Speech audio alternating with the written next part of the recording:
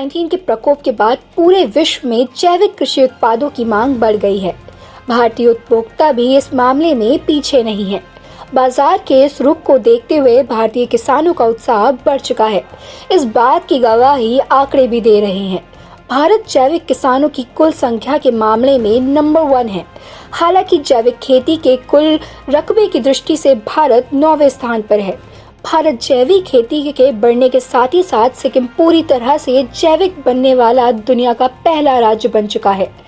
यही नहीं, त्रिपुरा एवं उत्तराखंड सहित अन्य राज्यों में भी ठीक इसी तरह के लक्ष्य तय किए गए हैं।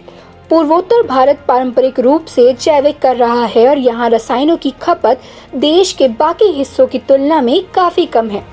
इसी तरह आदिवासी व जनजातीय और द्वीप क्षेत्रों के अपनी जैविक कृषि प्रणाली के निरंतर जारी रखने के लिए प्रोत्साहित किया जा रहा है। जैविक खेती अपने आप में किसानों की सहायता करने और प्रीमियम मूल्य की बदौलत पारिश्रमिक बढ़ने के उद्देश्य से 2 विशेष कार्यक्रम चलाए जा रहे हैं। उनमें पूर्वोत्तर क्षेत्र के लिए मिशन जैविक मूल्य श्रृंखला विकास और परंपरागत कृषि विकास योजना शामिल है। उनका शुभारंभ वर्ष 2015 में किया गया था ताकि राज्य रसायन मुक्त खेती को प्रोत्साहित कर सके।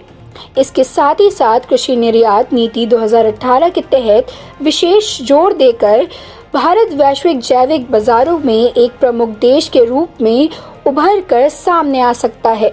भारत से जैविक निर्यात मुख्यतः अलसी के बीज, तिल, सोयाबीन, चाय, औषधिक पौधे, चावल और दालों का होता है। वर्ष 2018 से 19 में हुए 5100 करोड़ रुपयों के कुल जैविक निर्यात में लगभग 50% उल्लेखनीय वृद्धि हुई है। असम, मिजोरम, मणिपुर, नागालैंड से ब्रिटेन, अमेरिका, इटली आदि देशों के निर्यात करने की सामान्य शुरुआत हुई थी। अब उसने कुल मात्रा को बढ़ाकर देशों को जोड़ दिया है। दरअसल स्वास्थ्यवर्धक खाद्य पदार्थों की मांग निरंतर बढ़ने से ही संभव हो पा रहा है। प्रमाणकारी ग्राहकों में विश्वास उत्पन्न करने की दृष्टि से जैविक उत्पाद का एक महत्वपूर्ण अवयव है।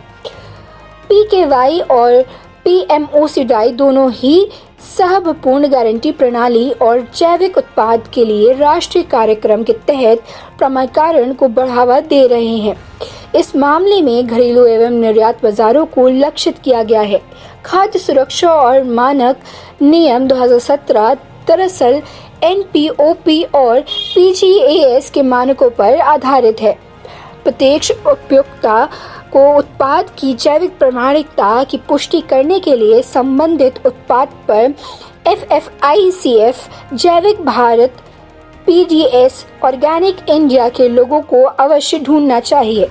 जैविक बनाने जा रहे रसायन मुक्त उत्पाद को PGS स्क्रीन दिया जाता है, जिनमें 3 साल लग जाते हैं।